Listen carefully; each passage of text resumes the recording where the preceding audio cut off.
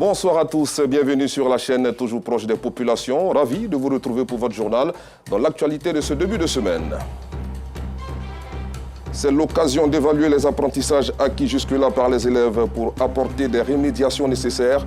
Les examens blancs ont démarré à la Draine, Abidjan 1. À l'international au Sénégal, de la prison à la présidence, l'opposant Bassirou Diomaye Faye remporte la présidentielle au premier tour. Une nouvelle page s'ouvre au pays de la Teranga. Merci pour votre fidélité. La direction régionale de l'éducation nationale Abidjan 1 a démarré son examen régional couplé BEPC et baccalauréat ce matin. Des dizaines de milliers de candidats ont convergé vers les centres de composition des communes d'Adjamé, du Plateau, du Cocody et de Bingerville. Reportage Abdoulaziz Guira, Clément Boko. Le lycée moderne Djedji Amondi Pierre dans la commune d'Adjamé. Des élèves affrontent les examens blancs du brevet d'études du premier cycle BEPC et du baccalauréat. Cet examen régional intervient avant les examens à grand tirage et les candidats en sont bien conscients. En vue de cet examen, je verrai mes lacunes et j'essaierai de travailler mes lacunes pour pouvoir avoir l'examen et en fin d'année être heureux et rendre fiers mes parents. L'examen blanc, ça nous permet de voir un peu nos difficultés et puis améliorer pour aller au grand examen, quoi. Donc pour moi c'est important et puis vu qu'ils vont prendre en compte pour le troisième trimestre, donc pour moi c'est important et puis je vais voir mon niveau, quoi. Examen test pour les élèves mais aussi pour les responsables de cet établissement. C'est le moment idéal de tester les caméras de surveillance. Ici nous nous trouvons dans la salle de la vidéosurveillance et vous savez que l'objectif de Madame le ministre c'est zéro tricherie pendant l'examen à grand tirage. Et donc, c'est un outil très efficace. Et les élèves, pour la plupart, ne savent pas qu'il y a une vidéosurveillance. Et donc, par cette salle, on a la possibilité de voir tous les mouvements des élèves. Et quand nous suspectons un mouvement, nous allons vers l'élève et nous l'interpellons. Donc c'est un outil et tout cela fait partie de la préparation. Les examens régionaux ont débuté le mercredi 20 mars dernier sur l'étendue du territoire. Ce lundi 25 mars, c'est au tour de la Draine Abidjan 1, direction régionale de l'éducation nationale Abidjan 1. Au lycée classique, ce sont plus de 1800 candidats repartis dans 71 salles de classe. Ce matin, nous avons l'épreuve de philosophie. L'après-midi, nous aurons l'épreuve d'histoire géo. Il faut que les candidats sachent qu'ils doivent se mettre dans les conditions d'examen, comme l'examen final. Voilà, nous faisons tout pour que ces épreuves écrites du baccalauréat blanc ressemblent aux épreuves finales de l'examen blanc. La Draine 1, direction régionale de l'éducation nationale Abidjan 1, comprend les communes d'Adjamé, du Plateau, de Cocody et de Bingerville. Les examens régionaux de la Draine Abidjan 1 vont prendre fin le mercredi 27 mars. Parlons solidarité à présent. Le Conseil supérieur des Madjilis en Côte d'Ivoire a récemment reçu des dons en vivres du ministre d'État, ministre de la Défense Téné Birahima Ouattara, dans la commune de Cocody. Cette action s'inscrit dans l'élan de générosité en faveur des musulmans pendant ce mois béni de Ramadan. Yacouba Koulibaly, nous Sangaré. Manifester l'élan de solidarité et d'entraide au Conseil supérieur des Madjilistes en Côte d'Ivoire à travers des dons en vivres, c'est l'objectif visé par le ministre d'État, ministre de la Défense, Téné Birahima Ouattara, qui entend contribuer à la consolidation fraternelle pendant ce mois béni de Ramadan. Un geste de générosité qui ne laisse pas Cheikh Abdraman Sogodogo, premier responsable des bénéficiaires indifférents. Nous sommes contents, nous sommes là pour le remercier, que Dieu le protège, que Dieu lui donne longue vie. Pour la circonstance, le bishop François Louga, guide religieux et chrétien, encourage l'initiative. Il était important que les autres obédiences religieuses, surtout les chrétiens, soient aux côtés de leurs frères pour les accompagner dans cet élan, dans cette quête acharnée de la paix et de la cohésion nationale. Je suis très contente pour recevoir ces dons pour ce mois béni, mois de Carême. Je prie Allah subhanahu wa ta'ala qui met sa baraka dedans, qui facilite ce mois-là. Selon les responsables du Conseil supérieur des Madjilistes en Côte d'Ivoire, c'est l'un des importants dons en vivres de son histoire à l'occasion du mois béni de Ramadan. International, comme annoncé en titre, la démocratie tient encore son rang au Sénégal. Amadou Ba, ex-premier ministre du pays et candidat de la majorité, et le chef de l'État sortant Macky Sall ont félicité Bassirou Diomaye Faye ce lundi au lendemain de l'élection présidentielle. Selon le Conseil constitutionnel, l'opposant membre de l'ex-PASTEF sorti de prison il y a 10 jours aurait obtenu plus de 54% des voix. Les résultats officiels seront connus dans le courant de la semaine. Hors du continent à présent, à New York, le Conseil de sécurité des Nations Unies a voté ce lundi à 14 voix en faveur d'un texte exigeant un cessez-le-feu immédiat à Gaza. Les États-Unis se sont abstenus cette fois. Cette résolution demande aussi la libération immédiate des otages et réclame que les médecins et des humanitaires puissent les voir au plus vite. Il aura fallu plus de 5 mois au Conseil pour s'entendre et demander de stopper les bombardements d'une seule voix. Retour dans notre pays pour parler sport avec de nombreux sujets qui ont marqué l'actualité sportive le week-end dernier. Le point avec Jean-Sylvain Ressot. Débutons ce tour de l'actualité par le capitaine des éléphants, Max-Alain Gradel, qui a fait ses adieux à l'équipe nationale il y a 48 heures à l'issue du match international amical Côte d'Ivoire-Bénin, disputé en France. Pour cette dernière sortie avec les éléphants, le double champion d'Afrique a même inscrit un but. Auteur de 18 réalisations en 113 sélections, son but contre le Cameroun à la CAN 2015 restera l'un des plus beaux de son immense carrière avec les éléphants. Quel missile! À 36 ans, Max-Alain Gradel raccroche ainsi les crampons avec la sélection nationale avec laquelle il a disputé une Coupe du Monde, 3 finales de CAN et en a remporté 2. Autre moment fort du week-end, les belles performances de la gymnaste ivoirienne au son nom Marie-Lise Anaïs qui brille sur la scène internationale. Médaille d'or au Québec, la jeune athlète ivoirienne a encore brillé à l'occasion de la Coupe du Monde de gymnastique rythmique organisée à Athènes en Grèce. Avec 81 points sur 150, cette performance de Marie-Lise Anaïs lui a valu la distinction de la gymnaste révélée à ce rendez-vous mondial, le premier de l'histoire de la Côte d'Ivoire. En quête de points pour se qualifier au JO de Paris 2024, Osono Anaïs pourrait réaliser son rêve au prochain rendez-vous international prévu le 25 avril à Kigali, au Rwanda. Finissons en beauté avec ce bijou de Kanté Abdoulaye, auteur d'un quadruplé historique avec le Racing Club d'Abidjan qui s'est imposé 5-1 face aux Abobolais de Sol FC à l'occasion de la 20e journée de la Ligue 1 ivoirienne. Le RCA est en tête du classement avec 40 points, suivi du FC San Pedro, tombeur de l'ASEC Mimosa 1-0. Zoma FC complète le podium. Dans le bas du tableau, Sol FC d'Abobo et Boaké FC, respectivement 15e et 16e, sont relégables. Pour en parler, nous recevons Gamblé Konaté, journaliste donc à RT Sport. Bonsoir, bienvenue. Bonsoir Guy, merci infiniment. Du foot, pour commencer notre entretien, première sortie des champions d'Afrique après leur sacre. C'était le samedi dernier face au Bénin en amical à Amiens. Un match marqué par les adieux de Max-Alain Gradel. C'est donc sans lui que les éléphants vont affronter l'Uruguay demain à Lens. Alors, effectivement, c'était la première sortie des éléphants. Donc, on va dire 41 jours exactement après le dernier match ici donc à domicile. On se rappelle qu'ils étaient allés chercher donc le Graal, ce magnifique trophée-là, le 11 février, ici à domicile, donc face à une belle formation Nigeria. 41 jours après, les éléphants étaient donc de retour sur la pelouse. Avec de nombreux absents, il y avait quand même de nombreux cadres qui étaient absents à l'occasion donc de ce retour-là, même si c'était un match amical face au Bénin. Vous avez donc Evan Dika, Seko Fofana, Ibrahim Sangaré, tout cela était absent. Vous avez quelques joueurs qui avaient été appelés pour les remplacer, donc quelques nouveaux comme Zouzoua, Pacome et autres. Les éléphants ont su faire donc le dos rond face à une belle formation donc béninoise qui en voulait beaucoup. Donc elle a imposé une certaine adversité donc aux éléphants de Côte d'Ivoire qui ont réussi donc à revenir 2 fois dans la partie. Il faut rappeler qu'on a été mené quand même 2 fois.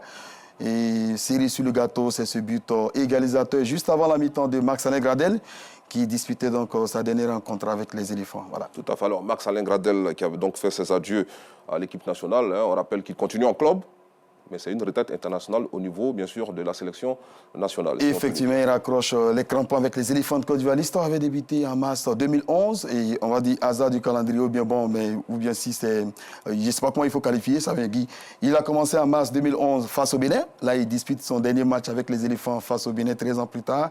Il aura inscrit donc 18 buts en 113 sélections.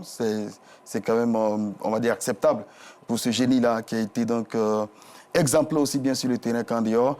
sacré Max-Alain Gradel, on va dire, qui a quand même marqué l'histoire des éléphants.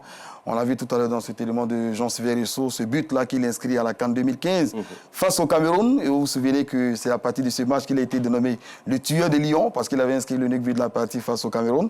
On connaît l'histoire après, puisque nous sommes allés chercher cette deuxième étoile continentale donc, au niveau de la Guinée équatoriale.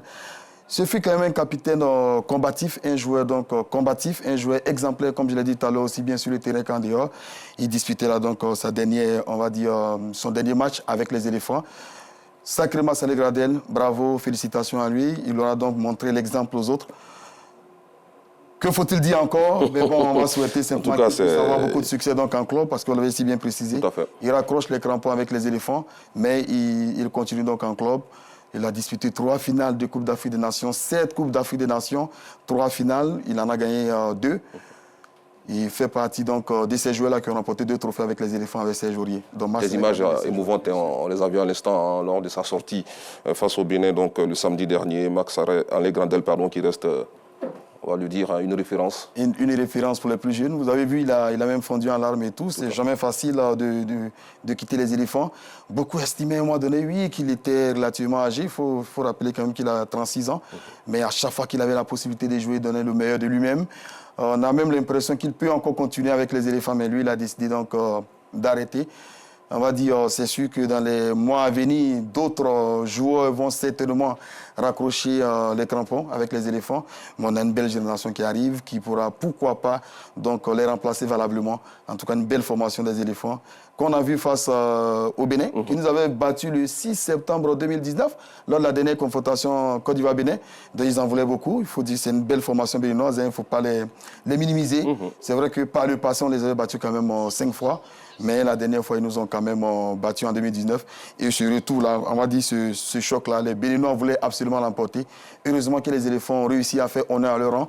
En sauvant l'honneur, c'était important pour permettre à Max-Alain Gradel de partir donc, tranquillement. Il ne fallait pas perdre surtout. Demain, Côte d'Ivoire-Uruguay, la Céleste, donc 11e mondiale au niveau du classement FIFA. Un match peut-être difficile pour les éléphants, au vu de la performance face au Bénin samedi dernier. Oui, absolument, très difficile. Alors, on va dire que ce sera forcément un match différent.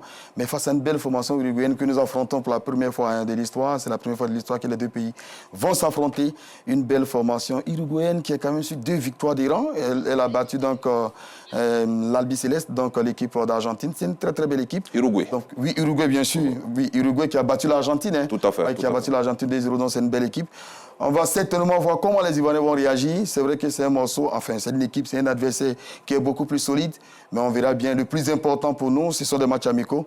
En face à de telles équipes qui ont un jeu donc un peu plus, on va dire, difficile au Uruguay et tout, parce que c'est quand même une équipe latino-américaine, mais on verra bien ce que ça va donner. D'accord. Mais on pense que les éléphants ont la capacité, une fois de plus, de se surpasser, comme ils l'ont montré d'ailleurs durant toute la compétition au niveau de la Coupe d'Afrique des Nations. Ok, on va s'intéresser à présent à la performance du jeune Abdoulaye Kanté avec le Racing Club d'Abidjan. 4 buts en un seul match. Il est rentré dans l'histoire, on peut le dire. On rappelle que son club est leader de Ligue 1, ici même en Côte d'Ivoire. Et effectivement, les Lions de Yopougon, Kanté, Abdoulaye est ancien, donc un quadruplé, il devient tout simplement le tout premier joueur donc, du Racing Club d'Abidjan, ancien 4 buts on va dire en 21 minutes, parce qu'il a quand même marqué à la 21e minute. Et à la mi-temps, il y avait donc, on va dire 4-1. Donc il permet au Racing Club d'Abidjan de l'emporter au final 5-1. Il a signé un quadruplé, on l'avait dit. Il rentre dans l'histoire. Il est surtout le meilleur buteur avec 9 réalisations. Meilleur buteur donc, de cette équipe du Racing Club d'Abidjan. Et il est surtout le 2e meilleur buteur du championnat, 10 journées du terme.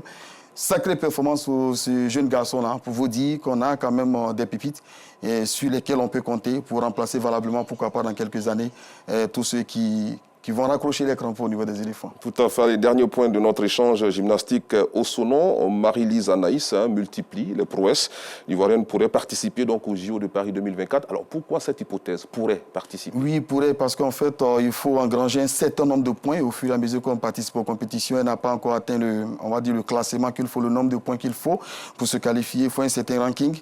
Elle a encore 2 compétitions, donc au niveau de Kigali et au niveau donc de l'Italie.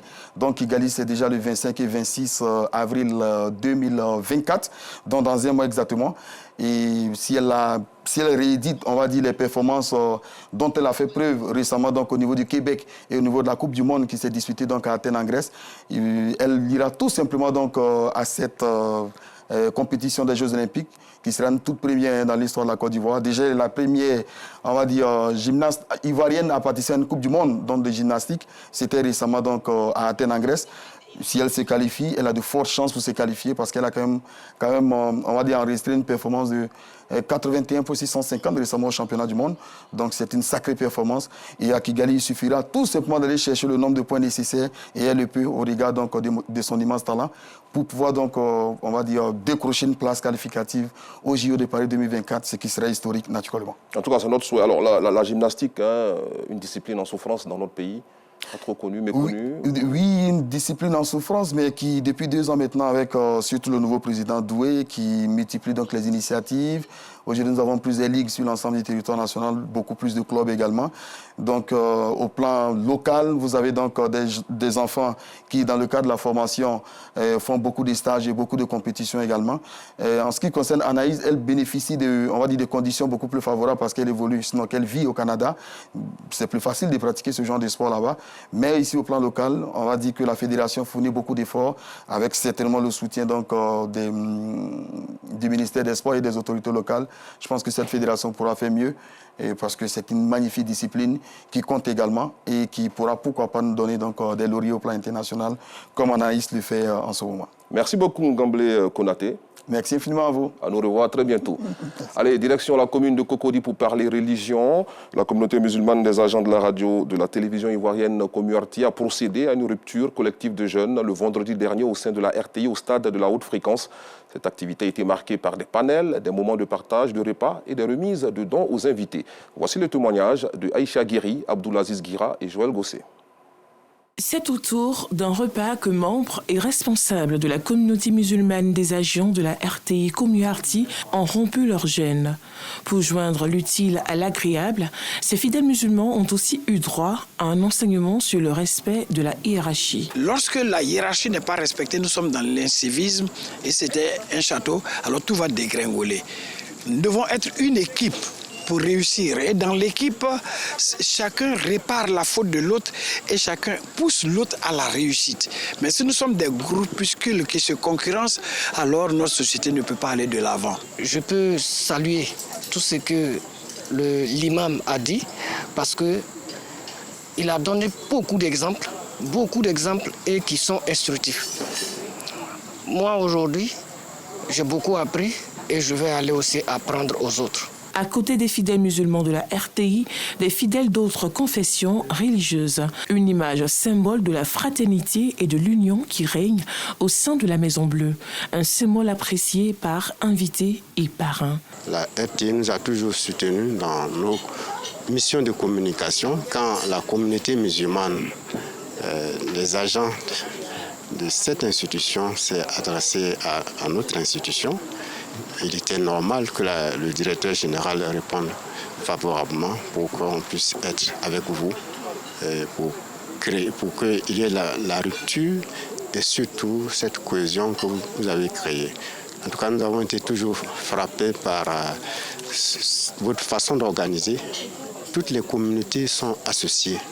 Et c'est la base d'une cohésion dans une entreprise. Chaque année, nous organisons une rupture collective pour permettre aux agents de la RTI, les agents musulmans, donc la Commuarty, de se retrouver pour partager un repas. Vous savez, au-delà donc de l'aspect spirituel de ce mois de piété, de miséricorde, il y a aussi ces moments de convivialité, de partage. Nous voudrons donc remercier le directeur général de la CNPS, notre parrain, qui n'est pas musulman. Il faut le souligner, il n'est pas musulman, il est chrétien. Nous ne partageons pas, n'est-ce pas, la même foi et il a accepté de parrainer cette cérémonie religieuse islamique. Appui institutionnel, mais aussi soutien religieux. L'initiative de la Commuarty bénéficie aussi du soutien du Conseil supérieur des imams, des mosquées et des affaires islamiques en Côte d'Ivoire, COSIM. C'est avec beaucoup de plaisir que nous venons chaque année ici pour représenter le COSIM. Parce qu'une communauté musulmane à la RTI, c'est important pour nous, au COSIM. Et lorsque nous venons, nous constatons que c'est l'harmonie, puisque les musulmans ne sont pas entre eux, et permettre que les autres confessions religieuses soient présentes, c'est une très bonne chose. La rupture collective de la communauté musulmane des agents de la RTI Communarty, une tradition qui dure maintenant 5 ans. Prières, invocations, louanges et bénédictions, des temps forts qui ont également meublé cette cérémonie religieuse. Point final, merci d'avoir suivi cette édition. Bonne suite de programme sur RTI2.